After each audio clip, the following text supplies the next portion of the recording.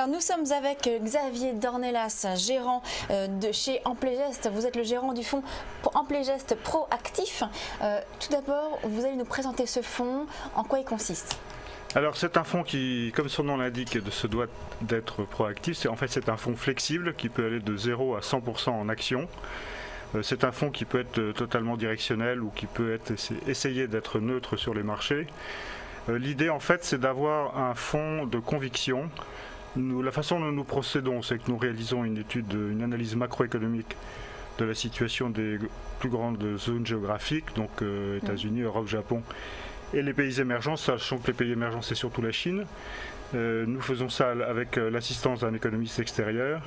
Et puis nous-mêmes, nous avons notre propre grille d'allocation tactique sur laquelle là, nous pouvons implémenter des convictions. Donc vous commencez d'abord par de la macro, ensuite vous affinez avec la sélection des secteurs et des valeurs. Exactement, voilà. Alors c'est un fonds de fonds, au sens où on utilise aussi énormément de trackers pour corriger ou à la marge les expositions sur telle ou telle zone. D'accord. Voilà. Vous avez les trackers et donc les fonds indiciels. Fonds indiciels, exactement. Ça permet de compléter le temps de trouver des supports d'investissement qui peuvent correspondre à des thèmes d'investissement plus longs. Alors parlez-nous maintenant concrètement de cette stratégie de gestion que vous nous avez légèrement expliquée. Alors aujourd'hui, l'année dernière, nous avons mené une politique de gestion extrêmement diversifiée sur le plan géographique, c'est-à-dire que nous étions présents, je dirais, de façon relativement neutre sur chacune des zones, c'est-à-dire que nous avons respecté à peu près les poids que l'on trouve dans le MSCI World. Cette année, nous démarrons avec une politique de gestion beaucoup plus offensive, puisque nous avons une très grosse conviction sur l'Europe et nous avons une très grosse conviction sur le Japon. Les émergents, nous pensons qu'à un moment ou à un autre, il faudra y revenir, mais pour ça, il faudra attendre qu'on ait un peu plus de visibilité sur la politique monétaire des États-Unis. Et puis les États-Unis, nous sommes toujours positifs, mais je dirais qu'il y a moins de potentiel. Le marché l'a déjà beaucoup mieux intégré. C'est donc, encore une fois, d'abord l'Europe, le Japon, les émergents, on verra plus tard, et puis les États-Unis. D'accord, donc ça c'est pour l'allocation géographique. Exactement. Mais en termes de choix, de sélection des fonds et des valeurs, comment est-ce que vous faites? Alors, nous avons notre propre grille de construction de portefeuille qui nous permet de jouer sur les fonds qui ont plus ou moins de bêta haussier ou de bêta baissier, de fonds avec plus ou moins de volatilité, et ça permet de construire une poche par pays.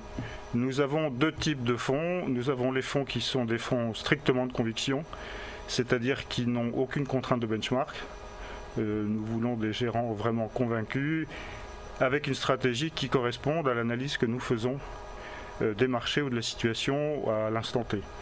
La deuxième catégorie de fonds, là, ce sont des fonds qui n'ont rien à voir, puisque ce sont des fonds quantitatifs purs dans lesquels il y a pour le coup zéro discrétionnaire. Là, on veut que ce soit le modèle qui fonctionne et qui fonctionne quasiment seul, avec des gens évidemment qui enrichissent le modèle, mais on ne veut pas qu'il y ait de psychologie qui se mêle des décisions de gestion dans ces fonds-là. Donc à chaque fois, ce sont des fonds qui sont extrêmement purs. De conviction ou quantitatif. D'accord. Voilà. Alors on va parler justement maintenant des principales convictions que vous avez, justement des principales lignes de ce fonds donc Amplegest Proactif. Quelles sont aujourd'hui donc ces principales lignes? Alors en Europe, nous avons en fait deux grandes convictions, enfin deux grandes positions qui sont un fonds que l'on a en partie seedé, qui a démarré l'année dernière, mais avec une équipe qui a un track record très ancien, un fonds qui s'appelle Pergam Rising Dividends.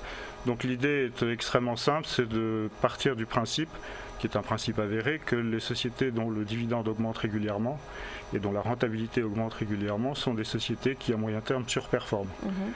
En Europe, on est quand même dans une période de croissance un peu molle, donc on a besoin de se concentrer sur des sociétés à fort potentiel. Ça, c'est le premier fonds. Le deuxième fonds en Europe, c'est un fonds qui là est beaucoup plus quantitatif, qui est sur un modèle de diversification et qui s'appelle Betamax Global Europe. Si je dois parler des principales positions aujourd'hui, nos principales positions en fonds, parce que nous avons reconcentré le portefeuille, sont sur des fonds qui sont nord-américains. Donc vous avez Polar Capital qui est un fonds de conviction, qui est un fonds qui a une existence qui est relativement récente parce qu'il a un peu moins de 3 ans, mais c'est une équipe qui travaille ensemble depuis 15 ans. Et puis par ailleurs, nous avons un fonds quantitatif qui est TOBAM anti-benchmark, donc qui porte bien son nom, US Equity, qui sont là 2 fonds particulièrement là qui est un fonds totalement quantitatif dans lequel il y a 0 discrétionnaire. D'accord. Alors vous êtes aussi sur les actions, hein, vous nous avez dit. Oui, absolument, oui, donc bien là, sûr. Vous m'avez parlé des fonds. En termes d'actions, est-ce que vous allez directement sur les actions ou est-ce que vous allez également sur des fonds actions? Non, on va pas sur des fonds, des actions en direct. On va sur des trackers sectoriels. Donc on peut avoir des trackers globaux, je ne sais pas, le CAC 40 ou l'IBEX. Donc ça permet de jouer un peu de granularité en Europe par exemple, puisque ce sont des zones très différentes économiquement et boursièrement parlant. On peut jouer aussi certains secteurs. Donc aujourd'hui par exemple nous avons un tracker banque, Stock 600 banque, parce que nous pensons que compte tenu de ce qui va se passer, l'industrie bancaire devrait retrouver un peu de croissance et que nous pensons que cette croissance n'est pas du tout valorisée aujourd'hui dans le cours des valeurs bancaires. Donc plutôt que de faire le choix, nous ne sommes pas analystes financiers, donc plutôt d'essayer de faire le choix, savoir s'il vaut mieux acheter HSBC ou Crédit Agricole, nous préférons être sur un secteur bancaire. De temps en temps, il nous arrive de mettre un titre en direct, mais c'est vraiment des situations exceptionnelles d'aberration de marché, mais c'est vraiment totalement marginal dans notre façon de fonctionner. Donc on part de la macro, vous regardez un petit peu quelles vont être les perspectives, hein, comment vous analysez ces perspectives, et ensuite donc vous faites cette sélection donc des fonds, de ces trackers pour jouer finalement une thématique, la thématique que vous pensez être la bonne sur les mois à venir. Notamment les banques bancaires, donc vous venez. La thématique de l'art, est-ce que vous la jouez? Vous nous avez dit que vous étiez plutôt sur l'Europe et du Japon, moins sur les États-Unis. Est-ce que du coup la thématique de l'art, ça va être quelque chose que vous allez moins jouer? Alors, en fait, on la joue de 2 façons, à savoir que toute notre position de fonds américains n'est pas hedgée, donc ça c'est un premier point, et donc c'est quand même, aujourd'hui c'est un peu plus de 25% du fonds, donc ça c'est le premier élément, et puis le deuxième élément c'est que si vous jouez l'Europe, ça veut dire qu'en fait, d'une certaine façon, vous jouez la hausse du dollar puisque la baisse de l'euro va être extrêmement favorable à l'Europe. Donc effectivement, on est aujourd'hui extrêmement dollar. Voilà. On avait pris nos bénéfices peut-être un petit peu tôt, mais on avait pris nos bénéfices sur une position de change qui était très importante et qu'on a tenue pendant toute l'année 2014. Merci Xavier Dornelas, donc gérant du fonds Amplegest Proactif chez Amplegest.